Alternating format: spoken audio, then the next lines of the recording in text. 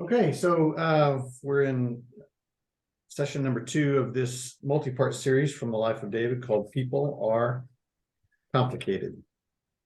And last week we did an overview. We looked at a couple of videos from Bible projects overviewing 1st and 2nd Samuel, and talked about the David story as one of complexity and ambiguity and more gray than black and white. And that's a good thing. So today we begin what will be sort of a pattern moving forward. We'll take time to read a text and reflect on it, and then sort of dialogue around some commentary related to the text. So we start in 1 Samuel 16, 1 through 13, and for those of you online, there was an email with these notes on it. You can also pull them up. We'll try to get these notes up each Tuesday, and they'll be in the same place on the church website, resources, class content, and then you'll find the notes for this class up there. I'm going to read 1 Samuel 16, 1 through 13. This is the NRSV updated edition. And as I do, I just want to encourage you to highlight, underline, just otherwise kind of note what grabs your attention. The Lord said to Samuel, "How long will you grieve over Saul? I have rejected him from being king over Israel. Fill your horn with oil and set out. I will send you to Jesse the Bethlehemite, for I have provided for myself a king among his sons." Samuel said, "How can I go? If Saul hears of it, he will kill me." And the Lord said, "Take a heifer with you and say, 'I have come to sacrifice to the Lord.' Invite Jesse to the sacrifice, and I will show you what you shall do, and you shall anoint for me the one whom I name to you." Samuel did what the Lord commanded and came to Bethlehem. The elders of the city came to meet him, trembling, and said, "Do you come peaceably?" He said, "Peaceably. I've come to sacrifice to the Lord. Sanctify yourselves and come with me to the sacrifice." And he sanctified Jesse and his sons and invited them to the sacrifice. When they came, he looked on Eliab and thought, "Surely his anointed is now before the Lord." But the Lord said to Samuel, "Do not look on his appearance or on the height of his stature, because I have rejected him. For the Lord does not see as mortals see. They look on the outward appearance, but the Lord looks on the heart." Then Jesse called Abinadab and made him pass before Samuel. He said, "Neither has the Lord chosen this one." Then Jesse made Shammah pass by, and he said, "Neither has the Lord chosen this one." Jesse made 7 of his sons pass before Samuel, and Samuel said to Jesse, "The Lord has not chosen any of these." Samuel said to Jesse, "Are all your sons here?" And he said, "There remains yet the youngest, but he is keeping the sheep." And Samuel said to Jesse, "Send and bring him, for we will not sit down until he comes here." He sent and brought him in. Now he was ruddy and had beautiful eyes and was handsome. The Lord said, "Rise and anoint him, for this is the one." Then Samuel took the horn of oil and anointed him in the presence of his brothers. And the Spirit of the Lord came mightily upon David from that day forward. Samuel then set out and went to Ramah. One thing I'll try to do each time is just sort of point out some areas of tension, just continuing to highlight this theme of ambiguity and lack of simplicity in the story. So at least 4 or 5 here. I noticed another one as we were just reading through there. There's this tension here between Samuel grieving over Saul and God's insistence for Samuel to, how long are you going to grieve this guy? Go, come on, we got things to do, which just feels somewhat unusual. There's Samuel's potential of being killed by Saul, and God's insistence for Samuel to act in a way that puts him at risk of being killed. I mean, this is dangerous stuff here. This is not just let's learn how to be kind and loving, but someone's life is potentially at stake here, and God's putting Samuel in a potentially dangerous spot. There's God's request for Samuel to lie, or at least not to tell the whole truth. I didn't think God lied or told people to lie. And there's the human tendency to look on the outward appearance versus God looking at the heart. And then we might append that with the other point of tension there, that David is ruddy and has beautiful eyes and is handsome. Well, why are we noticing that? When I thought that God didn't care about those kind of things. And so you have those points of tension. Some other noticings, and then I'll just kind of open it up for what you notice. David is so young and ill thought of that he's not even invited to Samuel's gathering. There are just a number of times in this text where God directly seems to speak to Samuel, or somehow guides Samuel. And, I would just like to know how that worked. Was this an audible voice? Was it a prompting of the heart, or, throwing the dice? There's a lot of it going on. David's only named in the last verse of the narrative, and until this point, he's basically just a nameless, faceless person, which is an unusual way to begin your ascendancy to the throne. And in verse 1, God literally says something like, "I have seen for myself a king among his sons." The word "provided" is literally seen. I've seen for myself a king among his sons. And then that same word "seen" or "saw" or "appearance" is used 5 times in verse 7. So there's sort of this little theme here about what do you see? What do you see, and what does God see? So I'll just open it up here as we read through the text. What sort of caught your eye or ear? When he's the first son, he says he rejects. And later he just tells that the others are not chosen, which I feel more comfortable with that. A little softer language. Yeah. Not reject. It doesn't sound like God, that he's rejecting this out of. But I just want to say I'm not going to choose this person to be the king. It's fine, but to say you're rejecting them feels harsh. Yeah, it does. Yeah. What else do you notice? Samuel is grieving.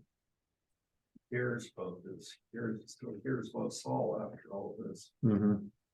Yeah. Well, he might have just cared that it ended so badly.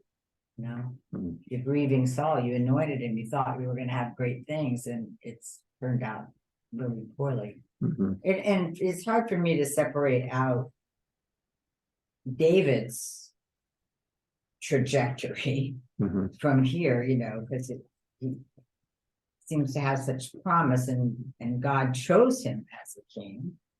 So, but then that didn't mean that it was always going to be perfect. It was good a long time. That didn't mean it didn't have its way with the times. I mean, go ahead, Julie. I'm sorry. I was going to ask a question. I mean, and I haven't reread, the first part of First Samuel, but you don't really know about Saul until after this, right?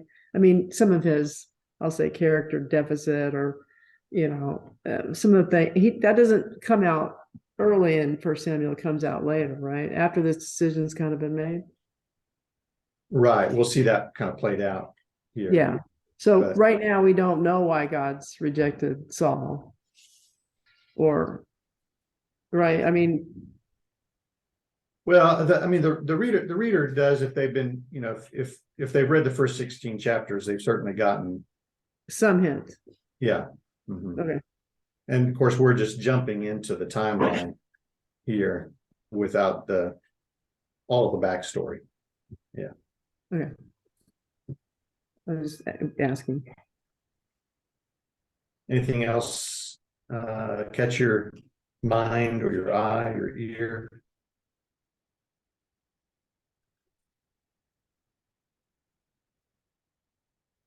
Okay. Stephen Bentz has written a Lectio Divina commentary on the life of David, just called David, Shepherd and King of Israel.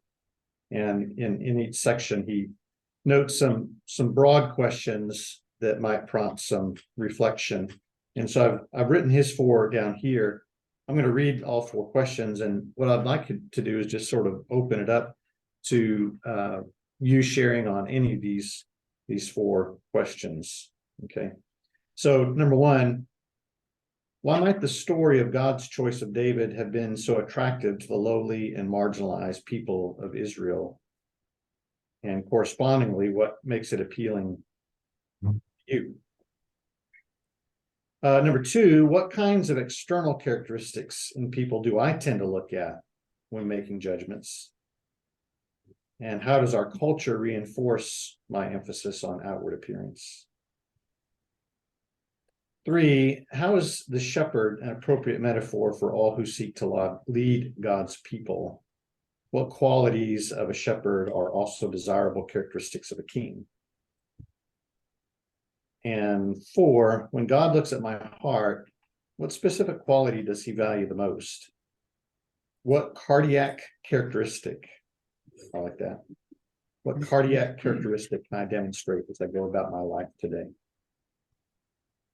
So I want to invite some reflection on any one of those 4 questions.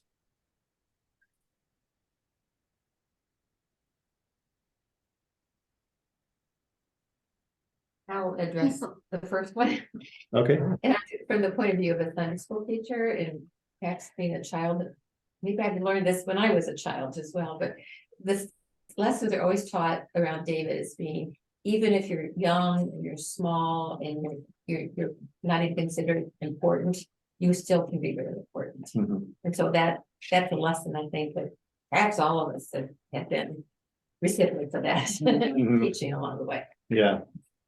And there's something almost universal about that experience at some point. It seems like everybody's experienced some degree of that in their life. Elaine, you were going to say No, something? I was just gonna say, it seems that people who have a nice appearance are more blessed. In our society today. But they are, even in our Mhm. society. Yeah. Yeah, that seems to be a strong part of our culture. Yeah. Yeah, So it was part of this culture too. sure. Yeah.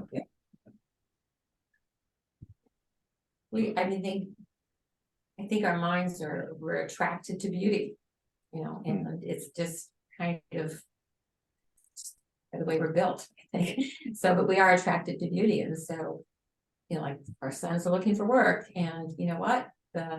You have 2 resumes, and they're maybe exactly like. If you've got one's really much more handsome than the next, the more handsome one will get the job. Yeah. Yeah. It does play heavily into lots of decision making today. Right. Chris, Yes. I would say, that's kind of hard to do because even though the person had good looks, nice figure, maybe polite, but if you don't see them, they're rotten to the core. It's hard to really judge someone from external sometimes. Oh, yeah. Or you might see somebody as rotten to the core, ugly and everything. Right. And, but they might be the nicest people around. So sometimes that's hard. Yeah, until we get to know someone, we don't really have access to who they are on the inside. That's right. And all we're left with is the outside. And so That's right. we have to be careful what we do with that information. Yeah. Yeah. One thing, I'll go after. But Jesus tells us not to judge by appearances. Hmm. Judge by the person's heart.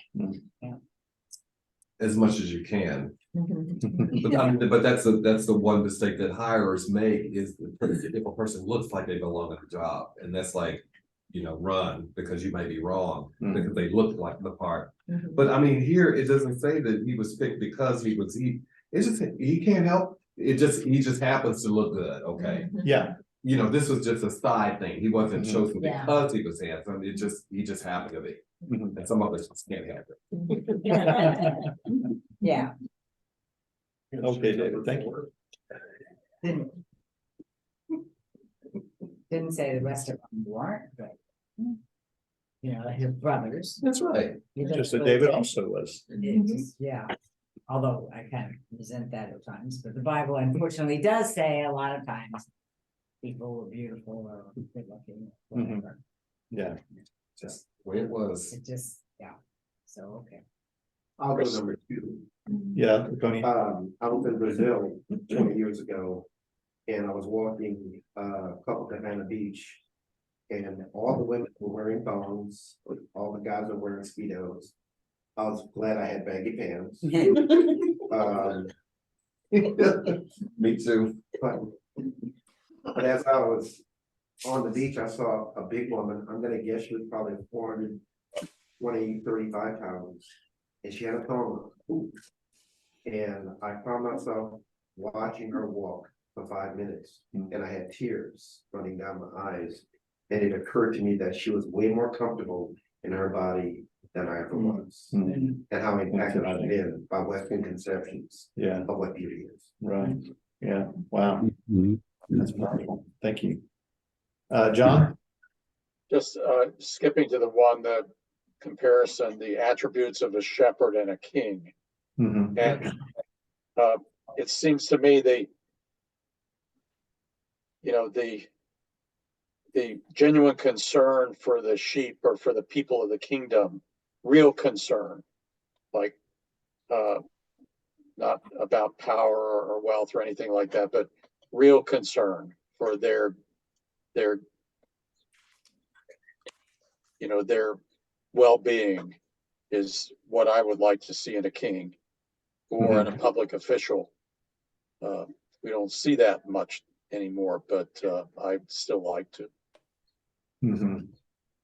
Genuine concern for the people. Yeah.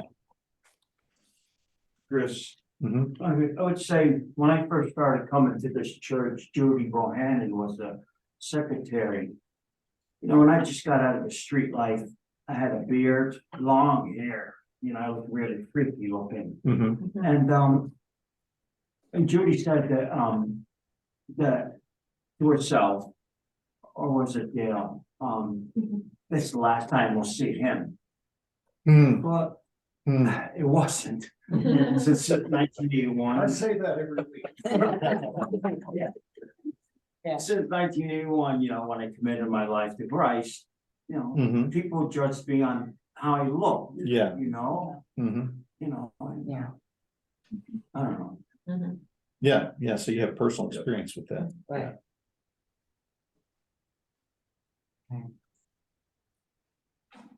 I find that even in the world of politics, you see a lot, you hear people say, well, he just doesn't look presidential. And of course, Oh, it's right, yeah. he doesn't look presidential, Right. or eliminates, could she ever look presidential? Mhm. So it's interesting whether it's the president or a senator or whatever, we do have this image that we think, Mhm. that we carry in our heads as what Mhm. that person in that position should look like. Yeah. And if it happens to be a female, we're gonna then judge her a lot more on what she wears, Right, yeah.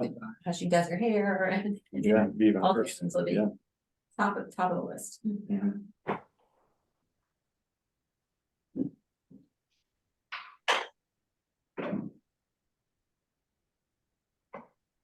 Well, those 4 questions would be worth just spending some personal devotional time on as you think about applying this text to your own life. I'm going to move on to this commentary and application. I'm sorry, Chris. Go ahead, John. It just occurs to me, I'm sorry. But Jamie, I mean, this is the first time I've heard that story. And I can just see myself in the office, and here comes this guy. And what we didn't see is not just the fact that you'd made a commitment, but fast forward 42 or 43 years, that commitment is bigger now than ever. Mhm. And what beauty comes from that? You know, it's an amazing thing that you show us, Jamie. So I commend you. I wish I looked as scraggly as you did, and I wish my commitment was as big as yours. Mhm. Yeah, thanks Thank for you. saying that, John. Walter Brueggemann it's not a commentary, it's a series of essays on the life of David. He divides this into 4 scenes. So scene 1, first 3 verses, Brueggemann writes, this is the bottom of page 9. No one else in this narrative is privy to this scene. If they were, it would spoil everything. The travel story begins in a secret not generally known, and certainly not known in the big house of the old order. We listeners get in on the secret by overhearing it, but nobody else does. Not David, not Saul, not Jesse, only us and Samuel and Yahweh. So, you know, the secret is, I have rejected him from being king over Israel. I will send you to Jesse the Bethlehemite, for I have provided for myself a king among his sons. It's interesting to reflect on that no one else in the story, you know, from that point forward knows that. We know it, but no one else knows it. And yet everything hinges on that. And I think that's a helpful part of this story, because that is so true for most of our lives. You know, most of our lives, we don't have access to the secret. Most of our lives, there's something else going on. God's doing something else that we don't quite know about yet. We haven't been given that information, and we have to act in spite of that information. And so I think, you know, this phrase, there are things that I do not know. There are things that I do not know. That could be a really good phrase to hold on to as we move through a day or a week or a lifetime. Because there's frustration that comes with lack of knowledge, but somehow we have to find a way to just let go of it. I mean, I was talking with somebody on Monday who was just desperately trying to figure something out. They couldn't rest until they figured it out. And I think of that when I think of this point that Brueggemann makes here, that there's always going to be things that we can't figure out, things that we don't know, because we haven't been given that information yet in the story. And we have to find ways to live with that. There's just things I don't know. And one way of doing that is to figure out, to say out loud or write down things that you do know. Oh, okay. That what do I know to be true? Hmm. You know, and did that today with somebody, you know, it's like, I don't know what's going on in my life. Well, what do we know? You know, you've got me, Mhm. you know, you've got your friends, and you've got people. Yeah, so there's a flip side to that. Yeah. Mhm. There are things I don't know, and there are things that I do know. Yeah, that's good. That's really helpful.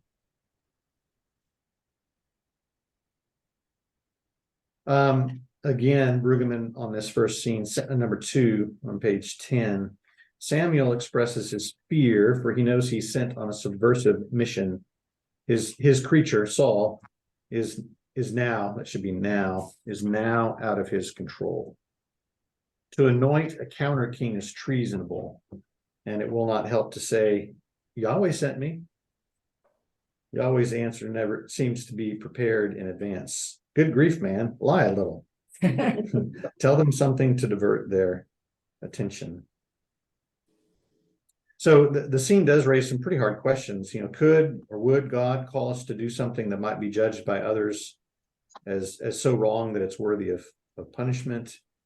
Could or would God call us to do something that at least on the surface appears to be dishonest? What do you make of God's instruction here to Samuel to just tell him it's a sacrifice? Makes sense. It's pragmatic. I mean, Esther has an ulterior motive into the whole thing. And seem okay with that. We seem, I mean, God's a little silent in Esther, but. We have to believe that he's okay with Yeah. some of the subterfuge that's Right. taking place Yeah, there. well, even Jesus didn't come telling the whole story, he came letting it unfold. Even shushing people when they Yeah, got too obvious about No, this no. is the Christ. this is not the time to do this. Yeah.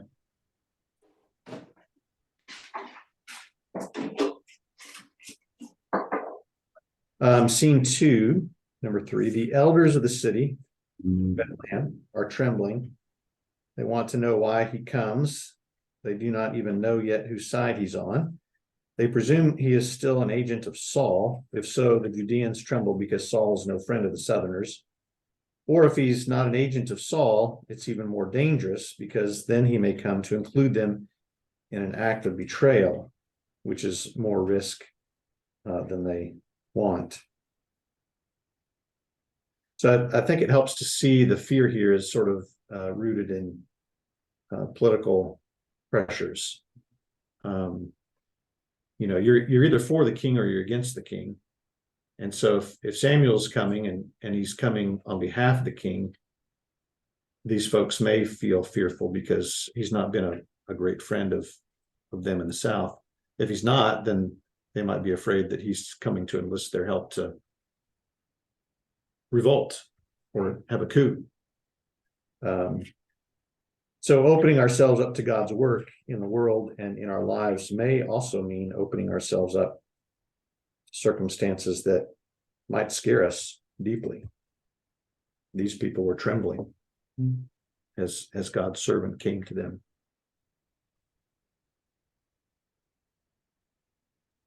Scene 3, publicly, this is number 4, publicly, scene 3 is a failure. This is the beauty pageant. And yields nothing. In hidden terms, scene 3 is important but preliminary. It knows that this is not a failure, but a waiting. The trustful tribe knows in hearing the story of God. This is not the end. There is a 4th scene. Jesse and even Samuel do not know that yet. But we do, we who listen as the trusting tribe.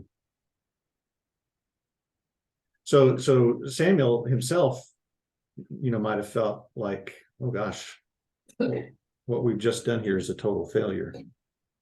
And God's, whatever God's up to here doesn't seem like it's going to work out. Which seems to be what leads him to that question. Are these all your sons? Did you get everybody here? Because this is not unfolding the way that I thought that it might. So there are circumstances in our lives that might appear to be the end, a total and complete failure, yet which in God's timing are, in fact, not. Sometimes we might just be in scene 3 of some story, waiting on scene 4 to finally come about. So let's reflect more significantly here on rejection and choosing. So we start here with number 5 and then a number of points related to this. So Brueggemann writes, we've had some important rejections here. We've had the legitimated king, Saul, rejected. We've had the oldest son rejected or not chosen, one of the beautiful people. That is politically important to the tribe if we understand the tribe as the assemblage of the marginal. The powerful and the beautiful are always chosen, not us. It's nice to have a tale in which the usually chosen son is rejected. This narrative works critically and knowingly against that common practice. When there is the next choosing, it will be one of us, one of the uncredentialed nobodies. Which then leads into scene 4, It is a narrative that creates a world for the marginal ones. What they sense in David is that real power is not in the form seen by human eyes, but in the wind that is not seen yet irresistible. As the wind blows where it will, it is not administered by the old agencies of governance that have served only to monopolize for some and exclude others. So David enters the story unnamed, dismissively referred to by his father as the baby brother. In Hebrew, I think it's Hakatan, the youngest, in effect, saying, well, there's the baby brother, but he's out tending the sheep. If you're the youngest of 7 brothers, you're probably never going to be thought of as the younger, as thought of as other than the kid brother. Hakatan carries undertones of insignificance, of not counting for very much, certainly not a prime candidate for prestigious work, the family runt. So that's Eugene Peterson. And then another quote here from Peterson: it's highly significant and not sufficiently remarked that this David story, the story that provides more plot and detail, more characters and landscape than any other in scripture, to show us how to live entirely before and in response to God, features an ordinary person. The choice of David, the runt and the shepherd, to be the anointed, to be a sign and representative of God's working presence in human life and history, is surely intended to convey a sense of inclusion to all ordinary men and women, the plain folk, the undistinguished in the eyes of their neighbors, those lacking social status and peer recognition, which is to say, the overwhelming majority of all who have lived on this old planet Earth. David's life is the premier biblical instance of what's sometimes called the priesthood of all believers. He was never called a priest. All his life, he was what we dismissively describe as just a layperson. David is the basic biblical rebuke to the minimizing adjective just. So I wondered, have you had the experience where somebody has essentially dismissed you because you're just A woman. okay, Yeah. just a woman? Yeah. What else in your own experience has been on the other side of just?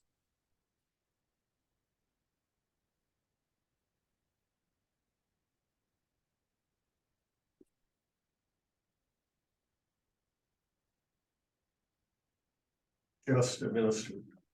Just a minister? Yeah, you don't really know what goes on in real life. Mm. Just Mhm. minister. Yeah. Yeah. Yeah.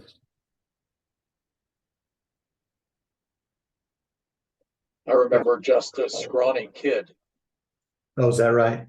just a scrawny kid. Mm-hmm.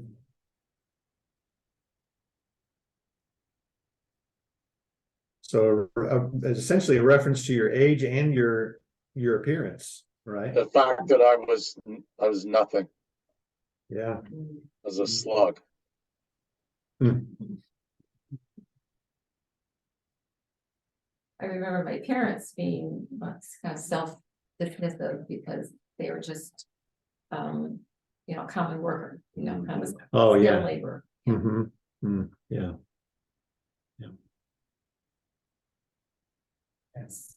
From a small town. Right. Mm-hmm. Just a small town girl. Yeah. Don't know anything. You reckon? Moses said, who am I? Mm-hmm. I stutter. Mm-hmm. We hear this from the prophets, right? Mm-hmm. Yeah.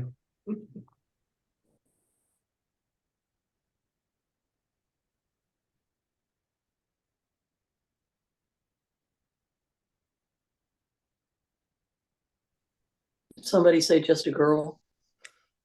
Yeah, Mm-hmm. Just a girl. Yeah. Girl. we might just say, I'm just a nobody. Mm-hmm. Yeah, love that poem. I'm nobody. Who are you? Are you nobody too? There are 2 of us. That's dark. My favorite one. Are you feeling okay?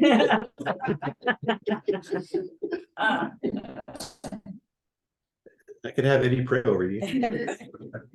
sit with me. And nobody makes 3.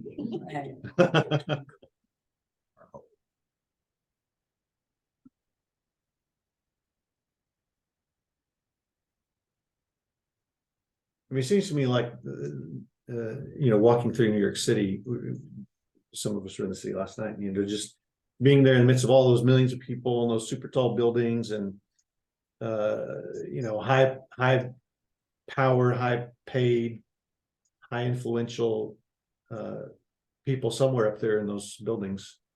It seems like it would be easy to think, well, I'm just a nobody, I'm just Right. a cog in the wheel. This very, very big wheel. That's really tough. Except you had the courage to come to Stanford and explore New York City. That's nobody, Chris. That's a courageous guy. I appreciate that. Yeah, that's really tough for me because I don't know if Laconia can identify with this, but I grew up at a time of great transition, and all I hear is Jesse Jackson in my ear saying, "I am somebody." After so many years and decades of our society saying that I, as a Black person, was nobody, so I came in at the I was thrust into the world, came of age in the time of Black pride and the pride in oneself.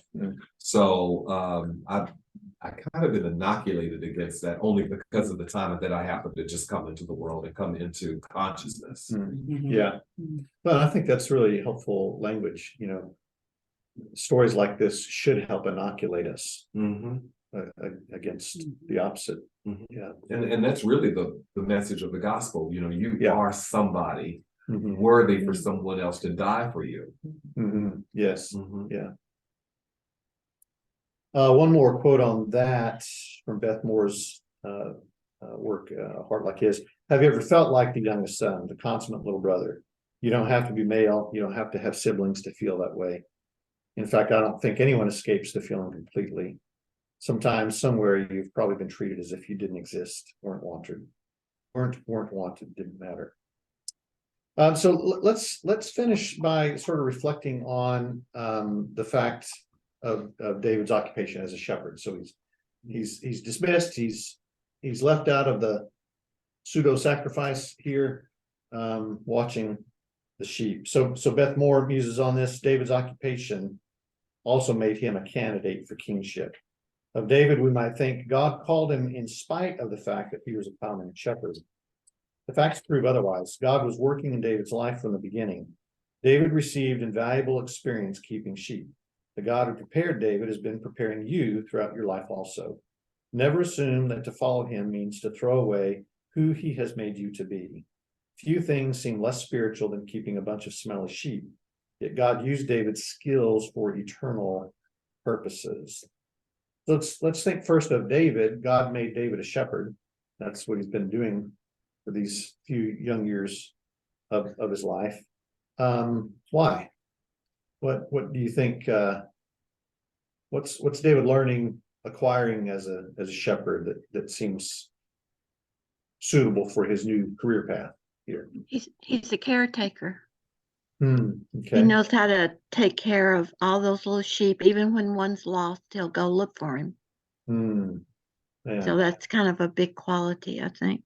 Very good. Yeah. And when a lion comes, and a bear comes, he knows what to do about it. That helps him when he's facing Goliath. Right. Yeah. David has faced large, dangerous enemies. So, I mean, it's really in other people's minds that he's insignificant in terms of who he actually is. He's not. I mean, he's proven himself in ways that story doesn't yet tell you, but it's likely already happened. Yeah. There's something to that occupation that requires you to prove your mettle. I mean, if one day you have a flock of dead sheep, then Yeah. yeah. It seems like being a shepherd has that quality, which I always admire people that have jobs which 95% of the time, it's boring. Mm. And there's nothing happening. Mm. And then, but then you gotta really be alert and available and Mm. hop to it, you know, when the danger's there, you Mhm. know, and, you know, I think that's true, like, so let's say a firefighter, you know, they lounge around the fire department most of the time. And then they have to be able to up and go and take and do amazing things. Yeah. In a short time, or lifeguard, Mm. you know, looking, it's boring. So, Yeah, no, I Right. gotta notice this, yeah, my eyes have to be open at the right time. yeah, Vigil. there's that vigilance, Mhm. yep, yep. Ability to think and act quickly and sacrificially on behalf of others, yeah. I just came across a meme, I can't remember where it was, but it showed a sheep and it had oil being poured on its head. And it was purposeful, because without the oil, gnats get into the sheep's eyes. Hmm. And stuff gets into the sheep's nose. Hmm. And when it's done with the oil, those things don't impact the sheep. Hmm. And I never thought about it. Yeah. So also all sorts of detailed and nuanced ways of caring for what's been placed in your care, right? Yeah. I would imagine being a shepherd of a flock, there's always something to do. Mhm. Because, you know, those sheep just don't stand there. So, You know, they're moving, yeah. Mhm. They're wandering off or need, you know, attention or whatever. And it's a real hands-on, constant, you know, Yeah. caretaking. Yeah, But wouldn't they have Big cycled through? responsibility, yes. large responsibility. Mhm. When the youngest be in charge of the sheep, so as all the brothers went through, wouldn't they have had their turn taken care of? Seems like it, yeah. Yeah. Yeah, yeah. But you still, you know, if you have all these sons and they're all, you know, more mature and everything, that's what you think you would look for, not somebody so young. Mhm. Right, yeah.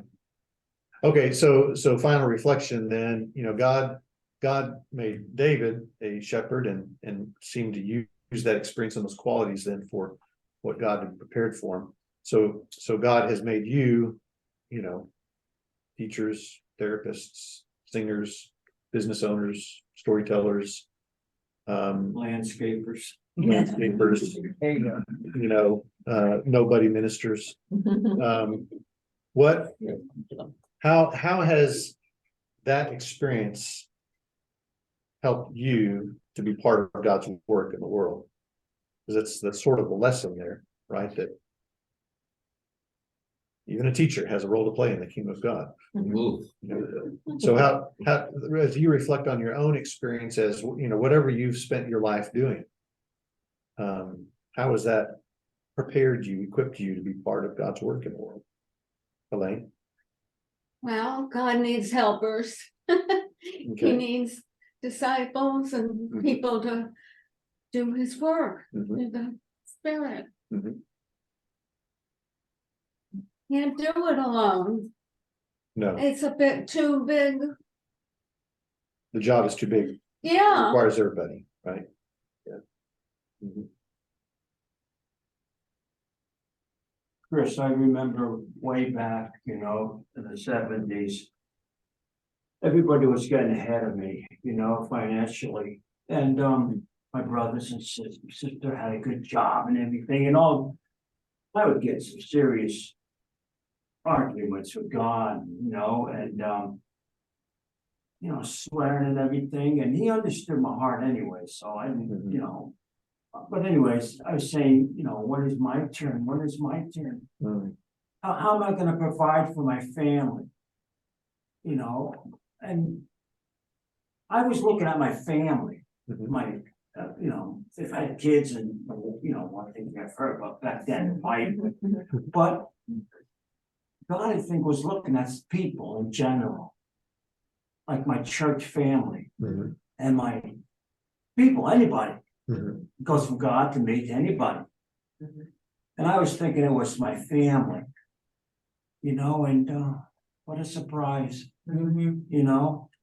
where I am today, I have to sit back and say, who am I, now, like, I thought it was my family.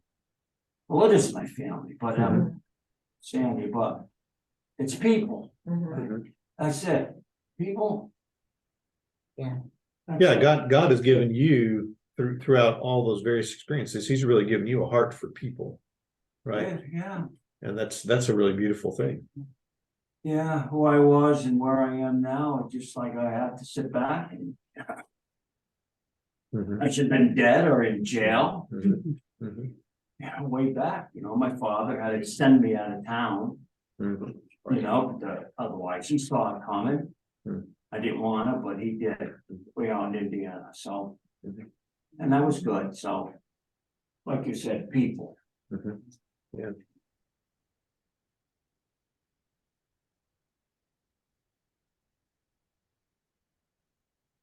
Okay, we'll end it there. Thanks, everybody, for being with us online. Thanks. Night. Good night, Sylvia. Good night, Edward. Everybody. Good night. Thanks for calling me. Of course, just checking on you, I know.